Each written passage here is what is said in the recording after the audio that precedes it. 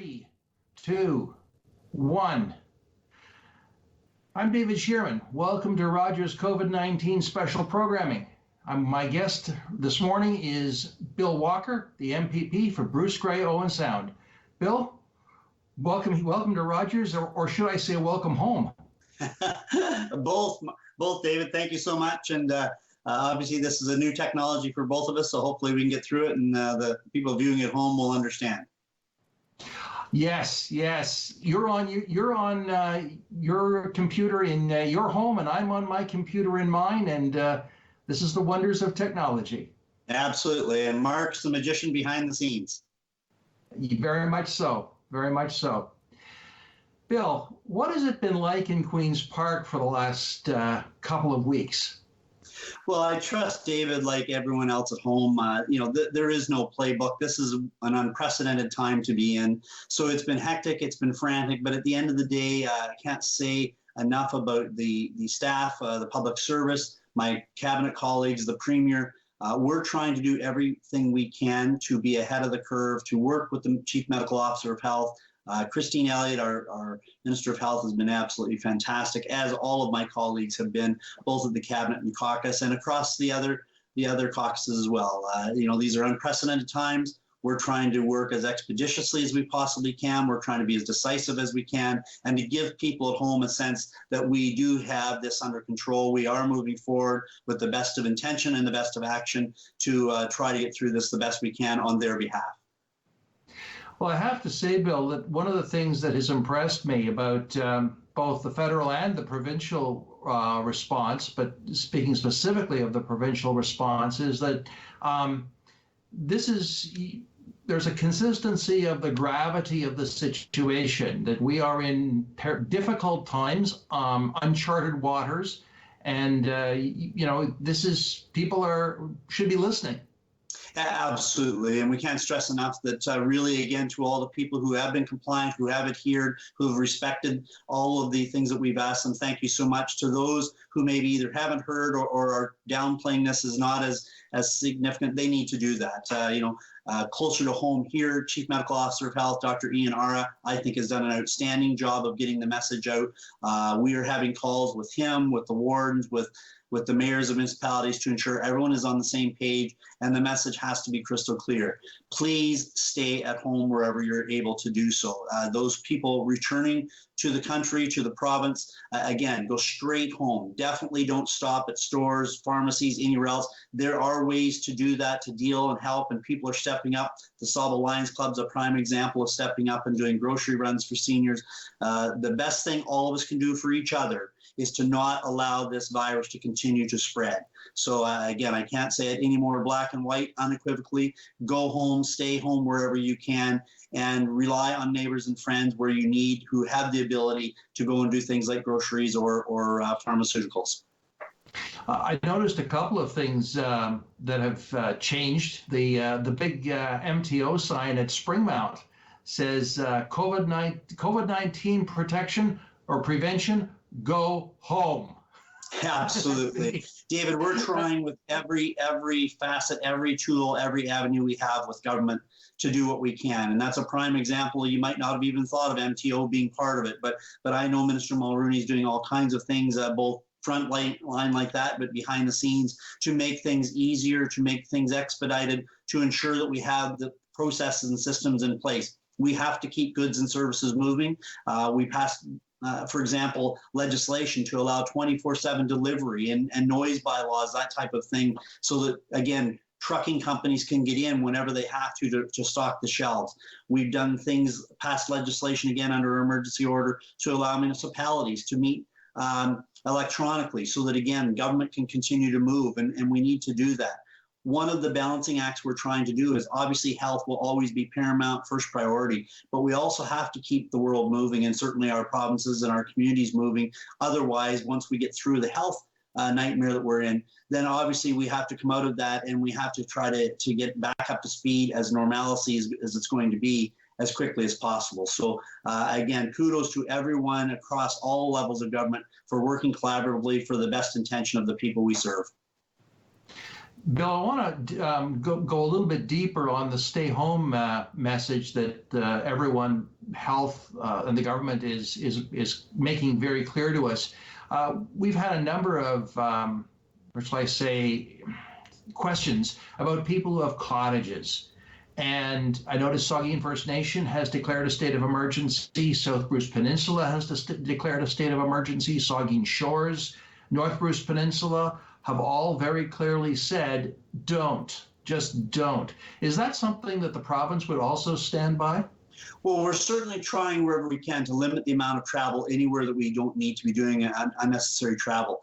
One of the concerns that I think has came out from those municipalities that have done that is the ability to actually respond if there was an overwhelming sickness that actually started to spread. The more people here, the more people interacting, the more chance for that spread of disease is. I trust from the cottager who's saying, if I'm in downtown Toronto and I have millions of people around me, I can go to my cottage and I can be actually kind of, if you will, in isolation in the bush or along the riverfront or the lakefront. I understand where they're trying to do that. And I think obviously what we want to do is say, look, what we want to do is stop contact with people. So at the end of the day, I understand why some of those municipal leaders have done what they've done. They're trying to protect and ensure that we're not doing that. We're not overwhelming our services. I also respect that people are saying, look, if I can come up to my cottage and have all of my goods and services that I need, and I can be self-contained in my bush lot, then I understand why they're trying to do that. And as long as you're not interacting, certainly from my perspective, that's going to be a judgment call that people are going to make. Sure. Bill, when I read the press release that you sent out recently, I think your most recent press release, I was quite astonished at the significant number of programs that the provincial government is preparing to roll out and has rolled out. And it's quite a remarkable set of programs. Is there anything in particular you want to highlight and make people aware of? Well, thank you, David. And again, we're trying as much as we can to do it as expeditiously and again, do it efficiently, because what we don't want to do is put something out too fast that is actually going to cause more issues. I'll use my example, from my ministry of lowering the hydro rates. That was something that we took a lot of time to actually, in a very quick amount of time, we went through a number of scenarios, but at the end of the day, felt we could give immediate relief. Nobody had to do anything. We could really do it with our local distribution companies with the stroke of a computer and a button, frankly. So we did that with the idea of trying to get it out as quickly as we can with the least amount of stress and anxiety to people. All of my colleagues are doing the same thing across cabinet, looking internally to say, what can we do, what services, what programs, trying to get them out. And hopefully people are appreciating. There does take some time because there are systems and programs in place that you don't want to inadvertently, for example, take money in from the federal government to put out and it claws back something on a provincial level. So I think across all areas, obviously we're always looking at the people who need our support and services the most. They are obviously going to be our priority. Those people that are on provincial programs, obviously those support programs. Our seniors are a big focal point, particularly in our long-term care and our retirement homes, but those people that may be shut-ins as well. So what I'm trying to suggest is there are lots of good resources, those that have access to the internet. Most of it's on a website, either at the provincial level related to coronavirus or the federal level. Those that don't have that, and there's lots of people in our own backyard that don't have access to a computer or frankly don't ever want to use a computer, they can certainly call our offices. We are open and we are trying to do that. They're not open to the public. We're doing it all through phone or email, but they can access and we'll point them in the right direction as quickly as we can. Yes, I was interviewing your federal colleague, Alex Ruff, this week, and he made the same point, is that while his office is closed, you can reach his staff by telephone if you don't have the internet, or of course by email, and they will do their best to respond. And in fact, Alex was saying that he finds the connections actually quite great, quite wonderful, because he is in Ottawa and he is working out of his office in Ottawa, but or his apartment in Ottawa, his house in Ottawa. But he is able to return calls to constituents. And so be assured messages will be answered and responded to the best of people's ability. I presume the same is true for you, that if people leave a message, calls will of course be returned. Yeah, absolutely, David. And again, the only thing I will counter that is, the volume is exponential compared to what it normally is. So we, of course, are doing like any would. If you walk into a hospital, if you will, we're kind of using the same mindset. We're triaging things as we always do. If it's somebody who needs their medicine, for example, or they need access to their doctor or whatever the case may be immediately, those are where we're getting volumes of calls and emails. My staff, to their credit, I just can't say thank you enough. They're always great, but they're also jumping over every thing they can do here to help people as quickly as we can. So yes, we're going through, if it's a generic type of a thing, how do I get my benefits? How soon will those come out? Those type of things. As the processes come out, we'll post those, as you've referenced, on either a news release or on my website, and I'm sure Alex the same. So that they're there, or we'll push them right through to the website that actually is already there. The one thing we're trying not to do is to duplicate a lot of things that are already existing. We're more acting like a broker. How do we get you the information? How do we push you to that so that you can talk directly to the person who's most knowledgeable? But again, just if people could be respectful and patient in regard to, sorry, should have shut that off. Just respectful of the time limitation. We had the same number of staff that we had the day before coronavirus struck us, and yet the volume is probably 20 times as busy. And I say, I just can't say enough, both locally, but also the public service. I've been in Toronto a fair bit at Cabinet. Now we're going to do most of it from remote, but everyone is working around the clock to do whatever we can to get through this. Now, the House itself has adjourned, has it not? That is correct. That is correct. There have been two special sittings. I was down for the first one when we passed that legislation, both from the legislative side and the municipal affairs side, and also the one for labor relations. So we wanted to very quickly let people know, if you weren't able to go to work, if you had to stay at home to deal with children, to deal with a loved one due to coronavirus, no one had to worry about losing their job over that. So that was imperative that we got that done. And then just this week, we actually, again, had a sitting. I wasn't at that one. They chose a number of other people this time. And again, a very limited sitting. There were small numbers of each caucus in there to be able to do it legally, if you will. But at the end of the day, we didn't want to bring every single person back and again, put more contact in people. So it is now adjourned till April 14th, I believe at this point is the date we're targeting. And we'll again have to assess that as we continue to go through. No one can really predict where this virus is going to be in a week or 2 weeks. Obviously, the whole intent, and I can't say it enough, if we can stop the contact, if we can stop the spread, this thing will be behind us sooner than later. That's very, very true, Bill. And one of the other things I wanted to remark on, well, two things actually. The first is that your provincial colleagues and the opposition and the other parties in the legislature all seem to be working together. To use the expression, you're all playing nice in the sandbox. Absolutely. And, it should be that way all the time, but that is not the real world either. But in times like this, I think everyone understands we have to put partisan politics aside totally. This has to be about how do we serve the people that we're truly there to do. And we're all there to do that at any time. But I think there are lots of good intentions coming forward now where people are saying, how do I step up? How do we work together collaboratively? And at the end of the day, maybe this is if we can find a positive, I always try to do that, find a positive out of a negative. One is I think that certainly you'll see governments of all levels working that much more collaboratively and putting their partisan sides behind. The other, I think, is on a personal note, is maybe in the rapid world that we've all been living in, maybe this will allow everyone to reflect a little bit more and say what's truly important at the end of the day: family, friends, connection to people, and really ensuring that we have a quality of life as opposed to just trying to run off to the next fast, busy period of time that we're doing. So, my sense is there's hope. There's definitely some positives that we can bring out of this. People are reconnecting, I think, back and forth, doing things like Skype that they weren't doing maybe a week ago because they were in their normal, busy lifestyle. Now they are actually reaching out to those loved ones and saying, you know what, I really do care, and you really do mean the world to me.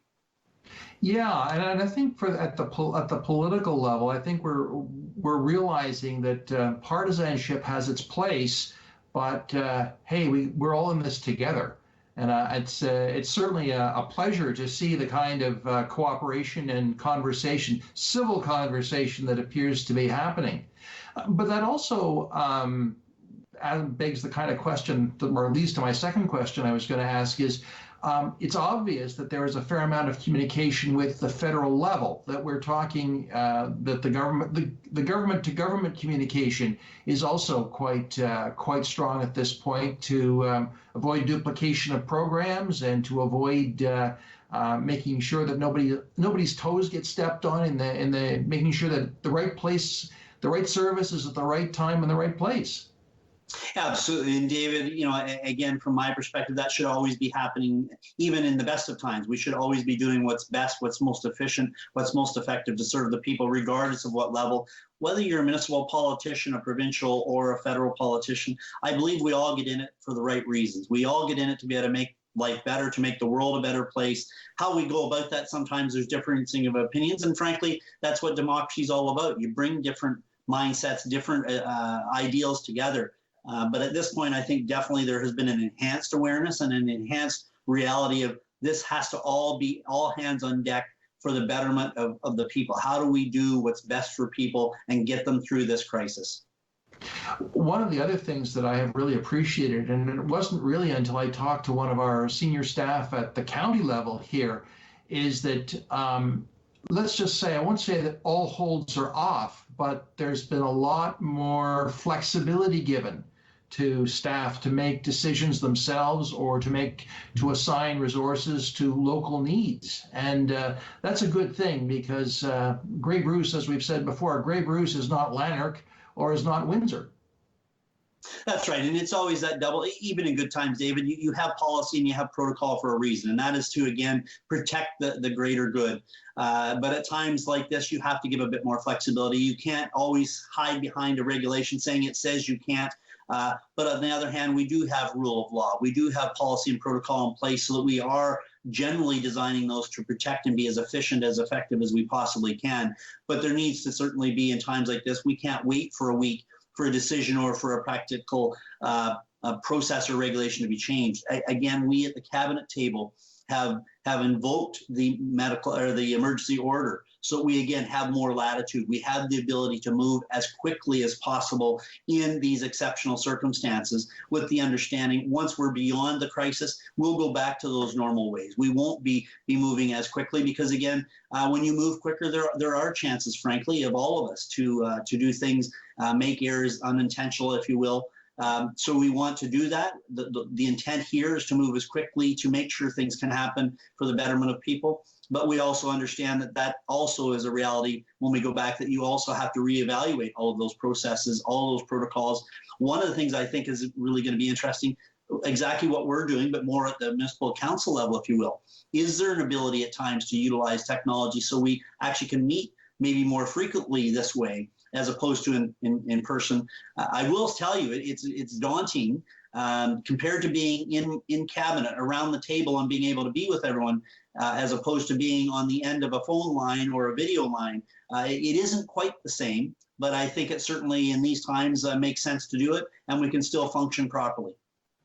Yes, I was, because in my own house, that's had a very real impact. But the idea of meeting virtually, as they say, has certainly taken hold. And last week, the government enabled legislation to allow municipal governments at all levels to use video conferencing technology to meet and to make sure that all of the decisions could be made and make sure that people's welfare was taken care of.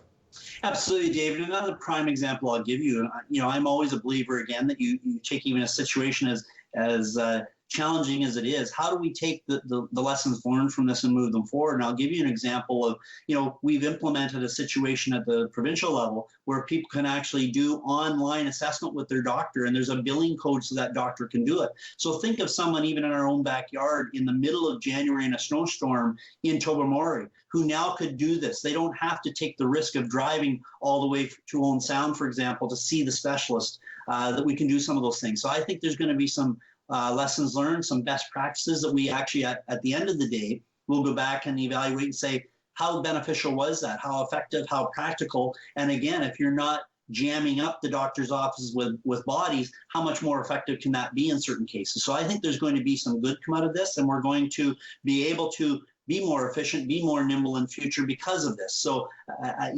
again, as daunting, and please, I'm not downplaying how severe this is, but I do think people have stepped up and become more innovative. And I think that comes across all sectors to say, how can we do business to truly, again, let as many people through the process and give them the service they need as possible?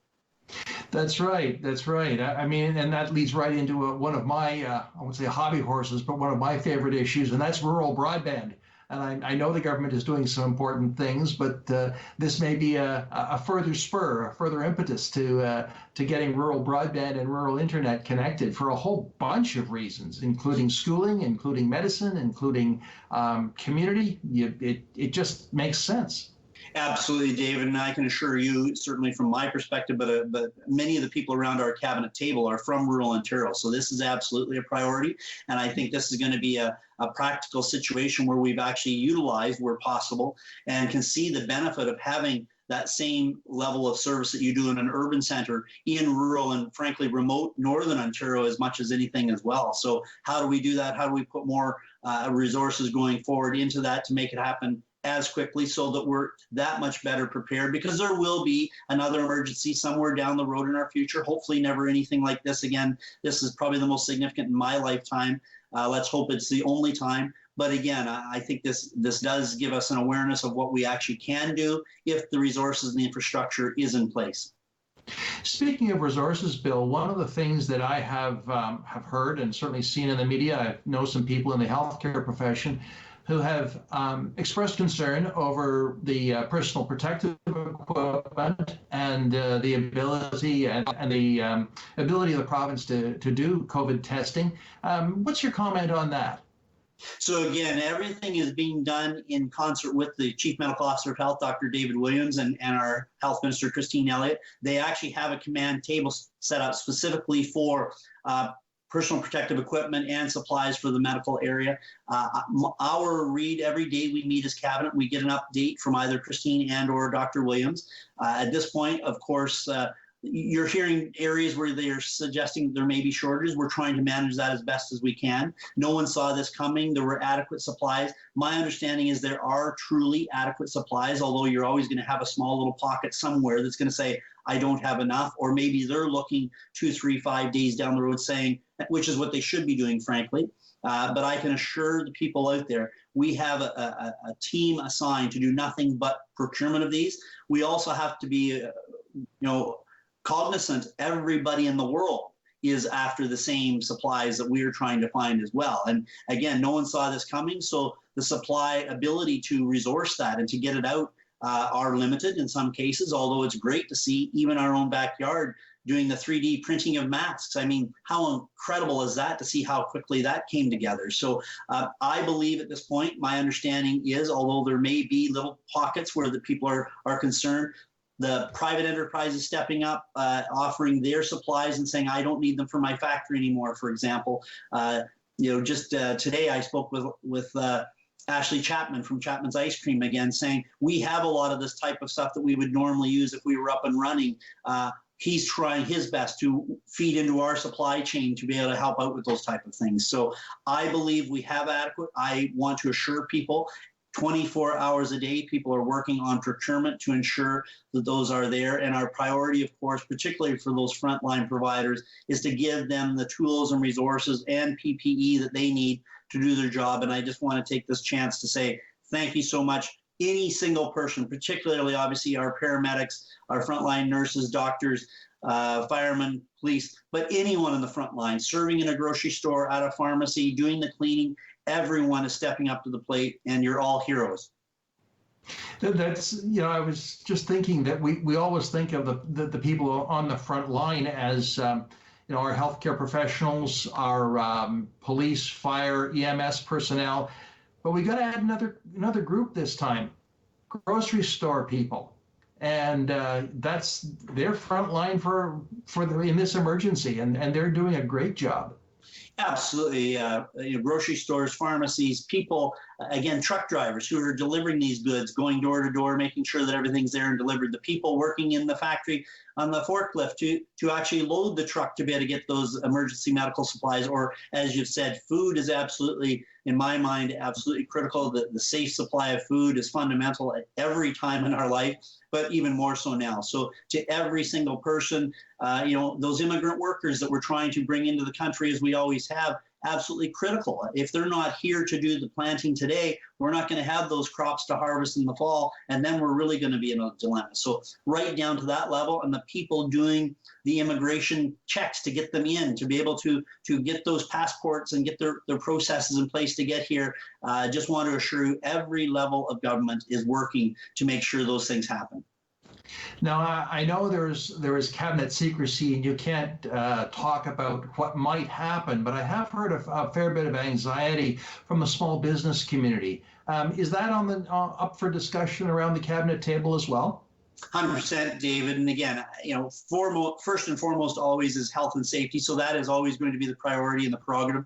But we have to really look at it. And many people are suggesting, if you watch the mainstream media, that is the second area that we have to be very cognizant of. So I can assure you, from the Premier across the cabinet table on down, we are looking at that. We are definitely putting processes and plans in place. Not always those answers yesterday, because again, you have to think this through. You have to understand, for example, we had to understand how much money the federal government was going to flow out to us and what they're doing before we could put programs and services in place. And again, the reality, again, I just want to be frank with people, there isn't just an endless trough. At some point, there are limitations. We're going to try to utilize every single dollar that we can as actively as we can to the front line and help those. Small business is the backbone of our economy, so we have to do that in concert with them, and we will get through this.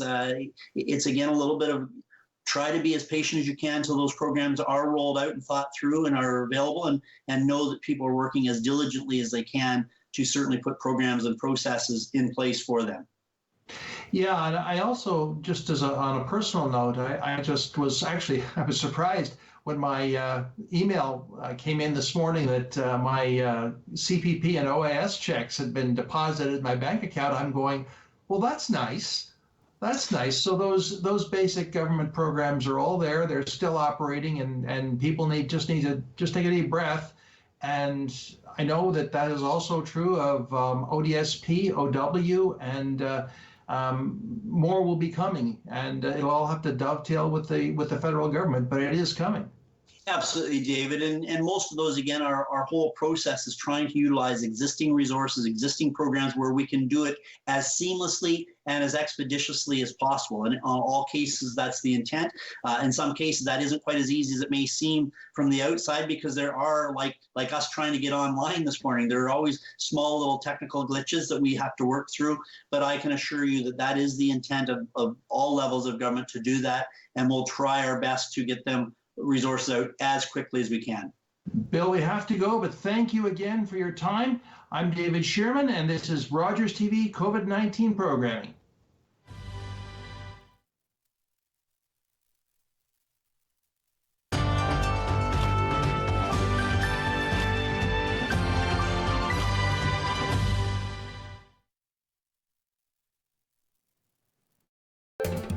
Call the Rogers TV viewer response line, email us, or connect with us on social media.